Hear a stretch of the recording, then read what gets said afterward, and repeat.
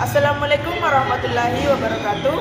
Perkenalkan, nama saya Mutia A dari kelas 3E dengan NIM 105401112123 Prodi PGSD. Nah teman-teman, kali ini kita akan membahas tentang manajemen sekolah adiwiyata. Nah, pertama-tama kita harus tahu pengertian manajemen itu sendiri, di mana manajemen adalah proses yang melibatkan perencanaan, pengorganisasian, pengarahan, dan pengendalian sumber daya manusia, keuangan, dan material untuk mencapai tujuan organisasi dengan efisiensi dan efektivitas. Manajemen mencakup berbagai fungsi seperti penetapan tujuan, pengembangan strategi, pengorganisasian kegiatan, memotivasi staf, dan memantau pencapaian. Nah, yang kedua, manajemen berbasis sekolah, di mana manajemen berbasis sekolah atau biasa disingkat MBS adalah model pembelajaran yang memberikan otonomi lebih besar kepada sekolah untuk mengambil keputusan terkait pengelolaan dan pengaturan sumber daya serta operasional sekolah. MBS berfokus pada peningkatan partisipasi masyarakat, keterlibatan orang tua, dan desentralisasi otoritas pendidikan. Nah, tujuannya adalah untuk meningkatkan mutu pendidikan melalui kebijakan dan praktik yang lebih relevan dan responsif terhadap kebutuhan lokal. Nah, selanjutnya mengenai manajemen operasional sekolah adiwiyata. Sekolah adiwiyata merupakan program pendidikan lingkungan hidup bagi sekolah yang bertujuan untuk mewujudkan warga sekolah yang peduli dan berbudaya lingkungan. Nah, manajemen operasional sekolah adiwiyata melibatkan pertama, pengelolaan lingkungan sekolah, di mana meliputi upaya menciptakan lingkungan sekolah yang bersih, hijau, dan sehat melalui penghijauan, pengelolaan sampah, dan konservasi energi. Kedua itu edukasi lingkungan, di mana penerapan kurikulum dan kegiatan yang mengintegrasikan edukasi lingkungan hidup untuk meningkatkan kesadaran dan pengetahuan siswa tentang isu-isu lingkungan. Nah, yang ketiga itu program 3R, di mana reduce, reuse, dan recycle.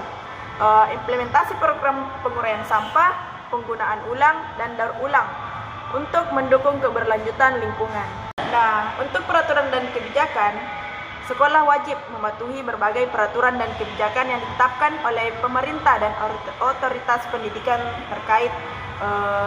Pertama itu Undang-Undang Nomor 20 Tahun 2003 tentang Sistem Pendidikan Nasional, di mana undang-undang ini menetapkan kerangka hukum untuk sistem pendidikan di Indonesia, termasuk tanggung jawab pemerintah, standar pendidikan, dan hak-hak siswa.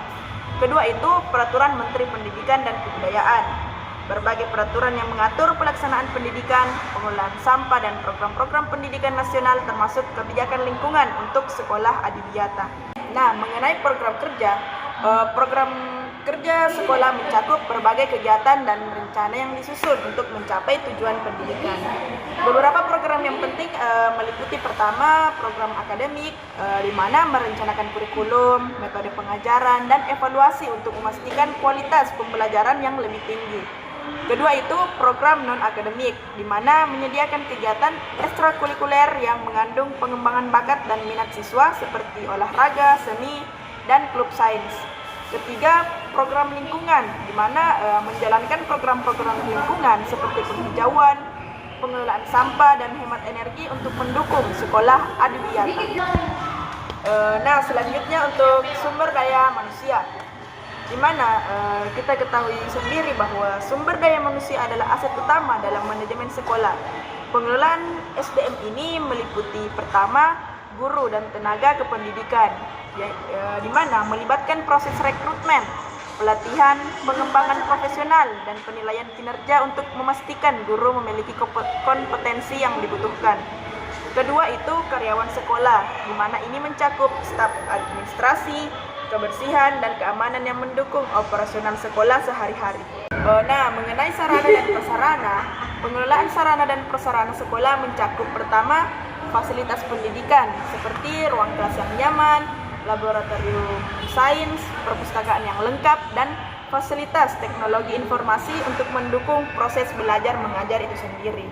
Nah, yang kedua itu fasilitas lingkungan, termasuk taman sekolah, kebun sekolah, dan fasilitas pengelolaan sampah untuk mendukung program sekolah adiwiyata tersebut. Pada unit kegiatan murid, di mana unit kegiatan murid itu adalah wadah untuk mengembangkan minat dan bakat siswa di luar kegiatan akademik. Beberapa contoh untuk kegiatan murid meliputi ekstrakurikuler, di mana ekstrakurikuler itu mencakup kegiatan olahraga, seni, dan musik yang dapat mengembangkan keterampilan fisik dan kreativitas siswa. Kedua itu klub lingkungan, di mana klub yang fokus pada isu-isu lingkungan seperti klub hijau, aksi lingkungan, dan bank sampah yang mendukung program sekolah adiwiyata.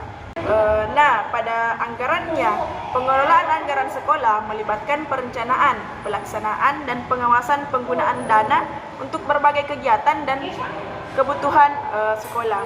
Sumber dana itu dapat berasal dari bantuan pemerintah, di mana bantuan pemerintah itu berupa dana BOS atau bantuan operasional sekolah dan dana-dana lainnya dari pemerintahan pusat dan daerah. Kedua itu sumbangan dari orang tua, di mana iuran sekolah dan sumbangan sukarela dari orang tua siswa. Nah, yang ketiga, kerjasama dengan pihak ketiga.